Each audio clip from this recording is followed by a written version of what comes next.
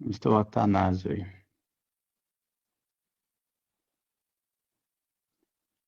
Vou chamar o Atanásio, que está aí.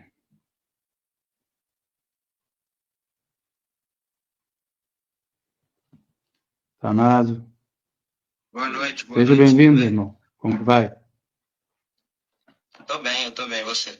Tudo bem, graças a Deus. Seja bem-vindo.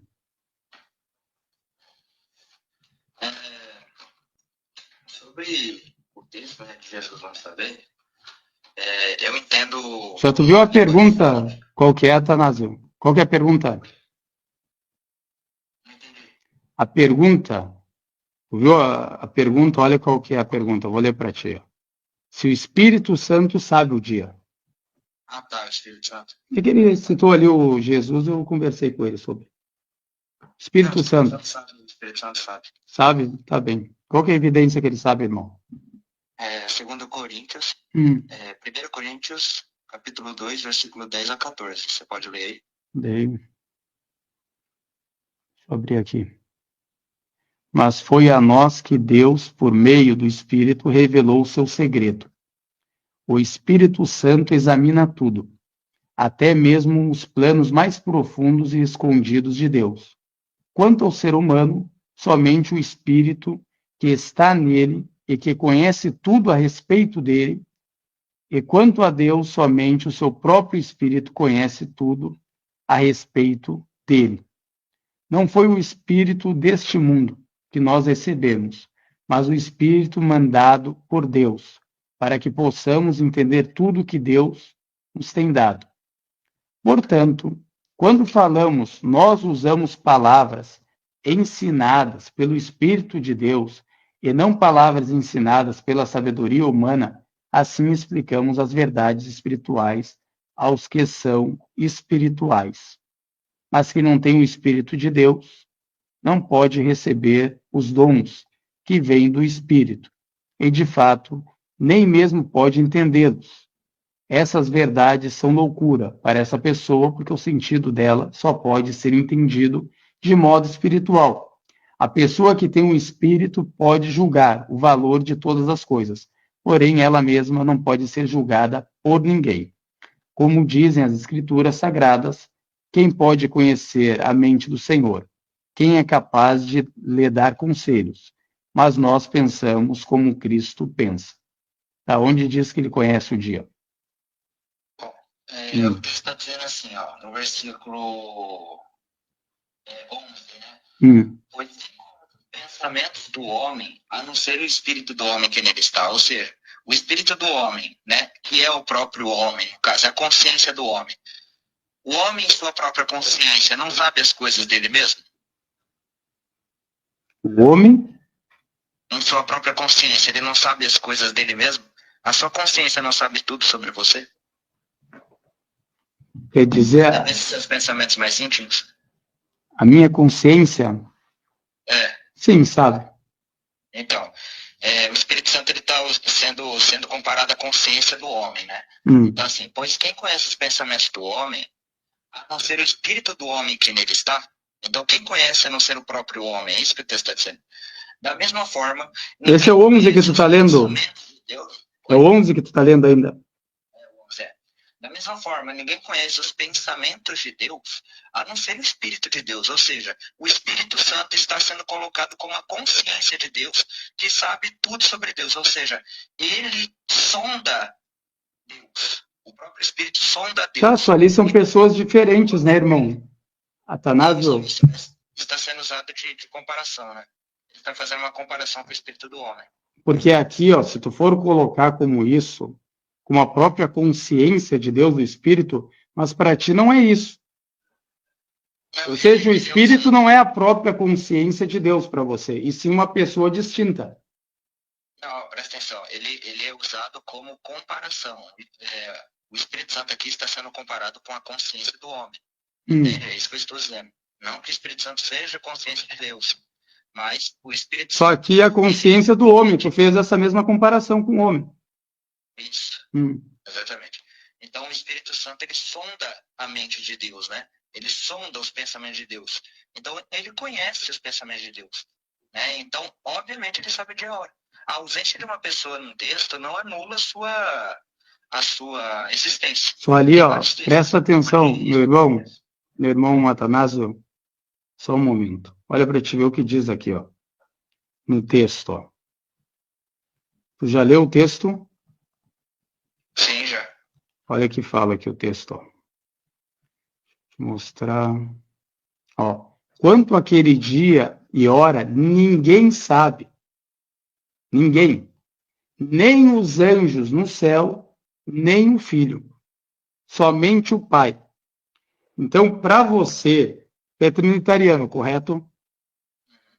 A única pessoa para você, que é o Deus Pai, que é a primeira pessoa da Trindade, é só ela que sabe. As outras pessoas não sabem.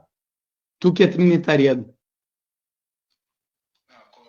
Como eu mostrei para você, o Espírito Santo sabe. Ali não diz que sabe. Aqui tem uma exceção que fala, ninguém sabe, somente o Pai. Eu posso te dar um exemplo em que acontece isso e tem outra pessoa que sabe. Acontece essa mesma questão. Por exemplo, tem um texto de Apocalipse que vai falar que Cristo tem um nome que só ele conhece. Ali tá só ele. Só ele. Só Cristo conhece. Mas todo mundo sabe que quem deu esse nome a ele foi Deus. Está lá em Filipenses 2, que vai dar que esse nome foi dado por Deus, né? Por Deus Pai, óbvio. Aí, lá em Apocalipse, vai ter um texto que vai falar que só Cristo sabe esse nome. Ué, mas que versículo é esse, para a gente ver? Eu vou pegar aqui. Qual versículo que é, para a gente ver? Tá. Vou pegar aqui. Eu vou me montar para digitar, tá? Porque senão Sinta-se à vontade. Não vai ficar barulho mesmo.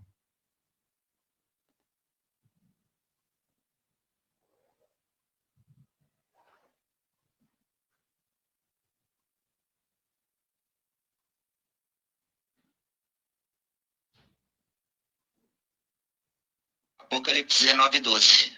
Pode ler aí. Apocalipse 19:12. Os seus olhos eram como chamas de fogo e ele tinha muitas coroas na cabeça. Havia escrito nele um nome que ninguém conhece a não ser ele mesmo. Isso daí está falando de Jesus Cristo. Mas quem deu esse nome a ele foi o próprio Pai. Está lá em Filipenses 2. A gente tem que ver o quê? Acima de todo outro nome. Só que ninguém conhece senão Cristo. Como é que vai funcionar isso? Só Deus sabe todas as coisas, né?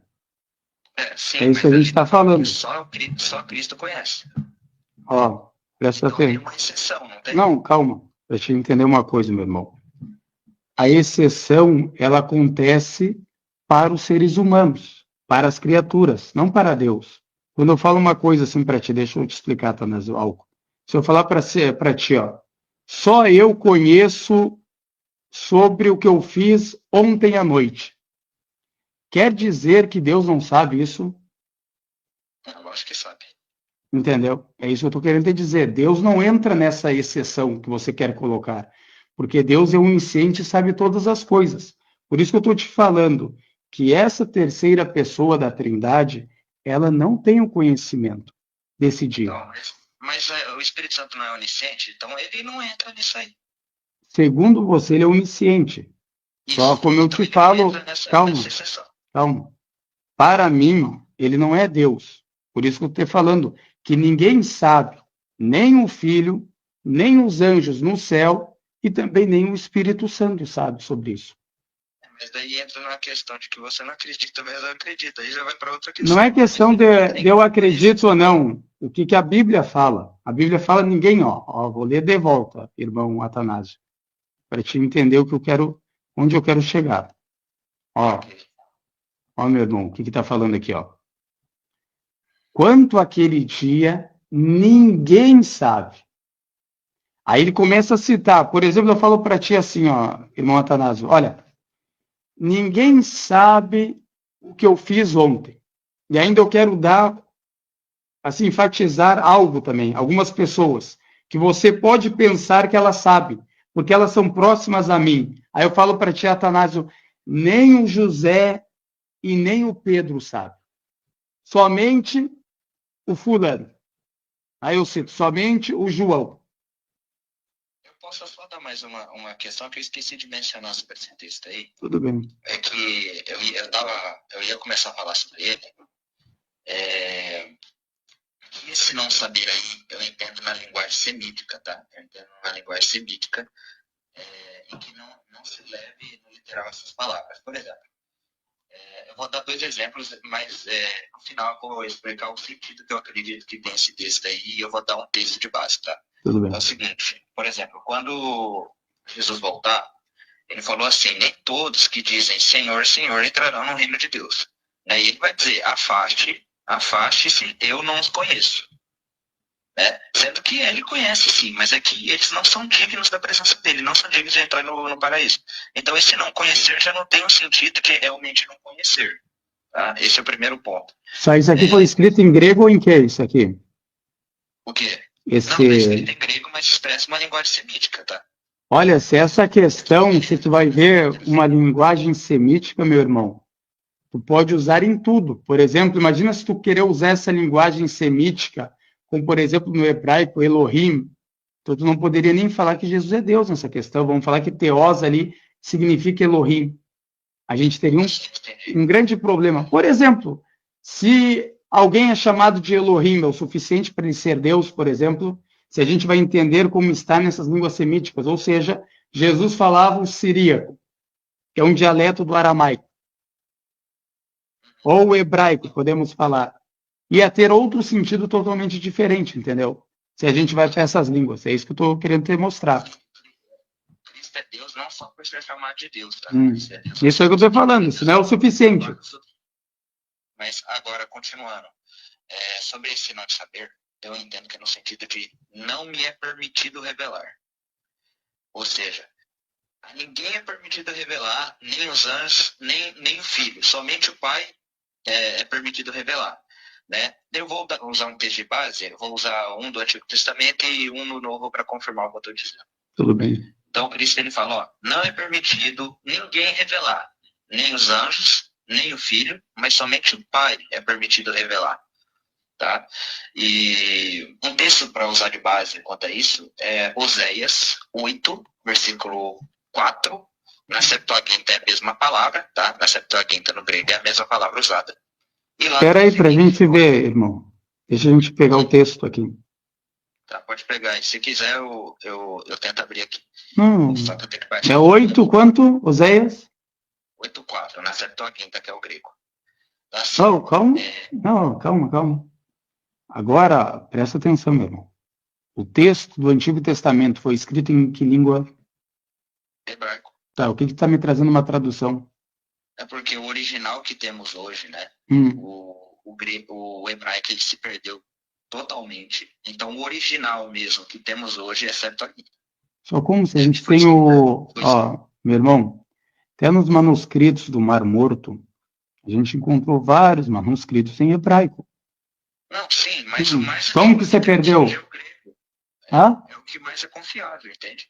Não é o que é mais confiável, não. Ó, para vocês, como católico, vocês usam a Septuaginta, que é uma tradução de um texto massorético, de um texto, desculpa, hebraico, de um dos textos hebraicos.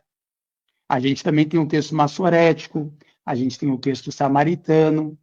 Então, por que tu quer colocar a gente, ó, esse é o texto? Não, não é dessa forma, entendeu? Mas qual é o mais antigo entre esses? Agora a questão do mais antigo, ó, o que a gente achou nos manuscritos do Mar Morto, datam do 2º e 3º século antes de Cristo. É o que a gente tem essa datação. Que é o mesmo tempo, não, calma, é esse o mesmo tempo, por isso que eu estou falando. É o mesmo tempo da Septuaginta. Então, estão parelhos. Não é questão de ser confiáveis. Eu estou querendo te mostrar porque tu não traz no original em hebraico, porque tu está trazendo uma tradução. Você pode pegar no hebraico também. Pode colocar aí no hebraico. É 8 o quê? Oséias 8:4. 8:4. Deixa eu abrir aqui. Então, aqui tu já mudou o significado da palavra, tá? É isso que tu está querendo dizer, né? Revelar, tu está querendo colocar, né? Não, permitir, permissão, de permissão. Ah, tu não tá, entendi, revelar. Quer dizer que ali não é conhecer. Então, como que ficaria? Deixa eu ver aqui. Deixa eu fechar aqui, meu irmão, para ver como ficaria, ó, esse título aqui, ó. Quanto àquele dia e aquela hora, ninguém sabe. Como que seria aqui? Ninguém é permitido revelar. Ninguém é permitido revelar. Isso. E não é ninguém sabe. Não. Só agora tem algo assim bem estranho, sabe por quê? Porque os copistas, se fosse esse o significado, irmão Atanásio, porque os copistas ficaram muito preocupados com esse texto que apagaram a palavra nem o filho de vários manuscritos. Mas não é o de Marcos, ele tem todos os manuscritos, só o de Mateus que não tem. Sim, de Mateus só. O porquê disso? Qual que é o problema de tirar nem o filho? Porque os pais da igreja também tiveram esse problema. Com essa... Se eles soubessem esse entendimento seu, os pais da igreja, por que eles teriam esse problema, irmão Atanásio, com essa palavra? Eu, sinceramente, eu não estudei sobre essa questão de manuscritologia, gente. Eu não vou te saber responder. Mas eu sei de responder biblicamente. Tá bem. Então eu vou para onde aqui? Deixa eu estou procurando aqui a gente colocar o texto. Quer ler, lê o texto. Não sou estudante de manuscritologia, não faço dessa parte aí, não. Não, só, eu não estou falando assim que tu é perito, não. Eu só te perguntei, eu te informei o que aconteceu, só para ver a sua resposta sobre isso. Tá entendendo o que eu estou te perguntando, meu irmão? Tu não precisa ser um perito em manuscritos. Eu estou só te perguntando a questão se isso fosse, como você está falando, não é permitido alguém revelar, pelo que eu estou entendendo, não teria nenhum problema para eles essa questão, nem para os pais da igreja e nem também para esses copistas que apagaram de Mateus nem o filho por causa disso, porque ele não tinha conhecimento sobre a hora. Eles entenderam todos dessa forma, mas tu entende de outra forma, entendeu? Então, por que eles não entenderam dessa tua forma? Eles não conheciam o grego, então, será essas pessoas? Inclusive, é que eu tenho que abrir aqui, mas eu tirei esse entendimento de um pai da igreja, mas se você me permitir um tempo, eu procuro aqui e abro. Tu citou 5:10, né? De Oséias. Oséias 8:4. 8:4. Vou abrir aqui. Vou tentar abrir o Catena aqui e ver se eu acho ele. Não lembro se foi do Catena que eu tinha achado.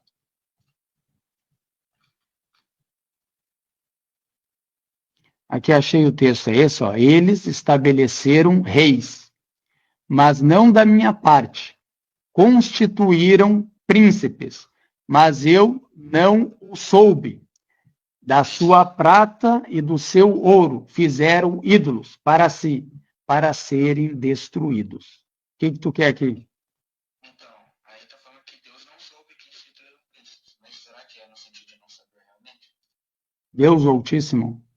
Olha, o Deus da Bíblia, se a gente for ver, meu irmão, tem várias partes, que é até debatido isso na academia, sobre essa onisciência dele, né? Até, por exemplo, quando tu fala sobre Adão, ele pergunta onde você está, não sei se tu conhece esse versículo. Isso eu conheço, mas isso é aquele pai, né, que sabe o que o filho fez, mas pergunta só para saber se ele vai falar a verdade. Tá, e por que tu não usa como esse aqui mesmo? Por que tu tá falando que ele não soube, então? Sim, mas eu uso, a questão é que tu tá falando... Só não tem nada a ver com o texto, meu irmão. Isso, não tem nada a ver com o texto. Santo Agostinho, ele também tenta usar isso que tu está usando. Santo Agostinho tentou antes de você usar. Mas não tem nada a ver com o texto, porque no texto a gente tem uma exceção. E tu que é trinitariano, tu acredita em 3 pessoas distintas. A única pessoa que sabe é o pai ali que está falando. Porque qual que é o benefício da exceção se todos os outros sabem? A mesma coisa você falar assim, irmão Atanásio, olha, ninguém sabe a hora que eu vou viajar. Aí eu cito algumas pessoas próximas de mim, nem Pedro, nem João, exceto Atanásio. Então, há um benefício ou não há de eu citar você, a exceção em você?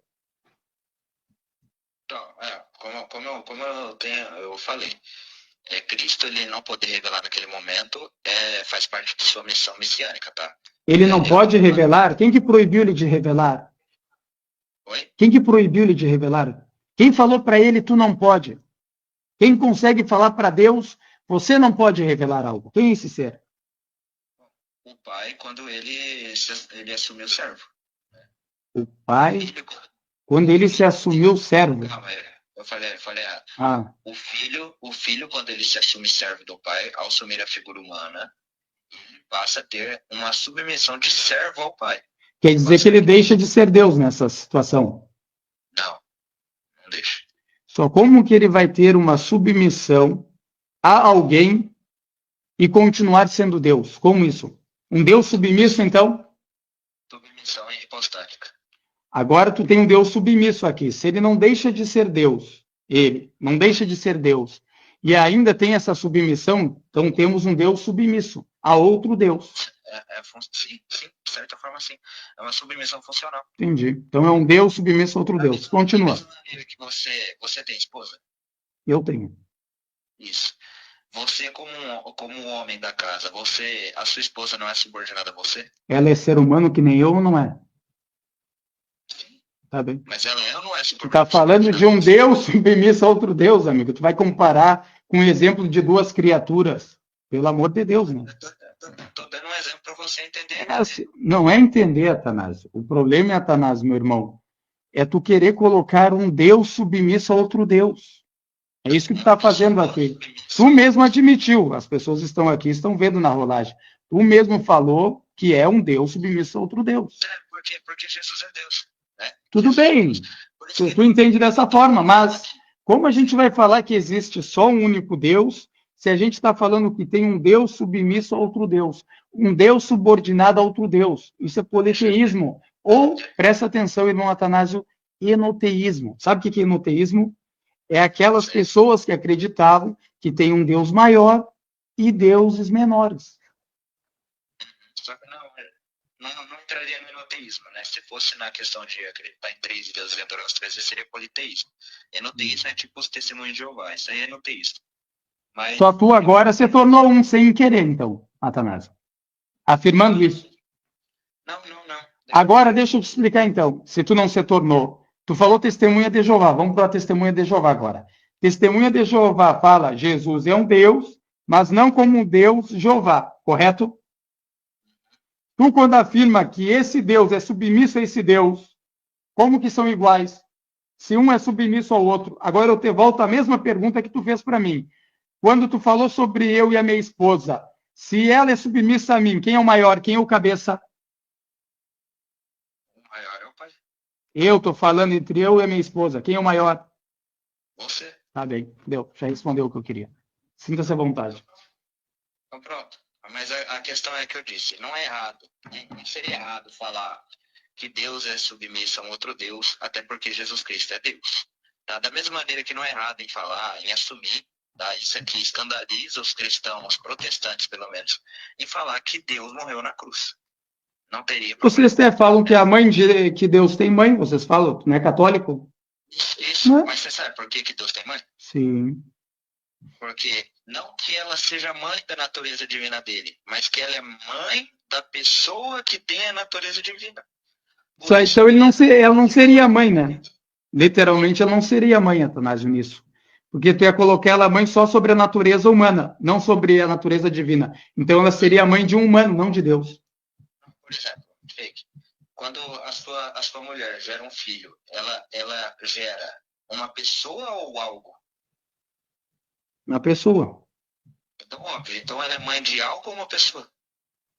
Depende do algo, se a gente for ver qual é a definição de algo que tu quer aqui. Não, eu digo assim, a sua mulher é mãe de uma pessoa ou de uma natureza? De uma pessoa, que há dentro dela uma natureza. Isso, há dentro dessa pessoa uma natureza humana. Então ela é mãe da pessoa que tem uma natureza humana. Tá bem. Então Maria é mãe da pessoa que tem uma divindade e que também tem uma humanidade. Então é mãe de Deus também. Será que ela é mãe de Deus? Deus tem mãe, então. Deus tem mãe. Só agora...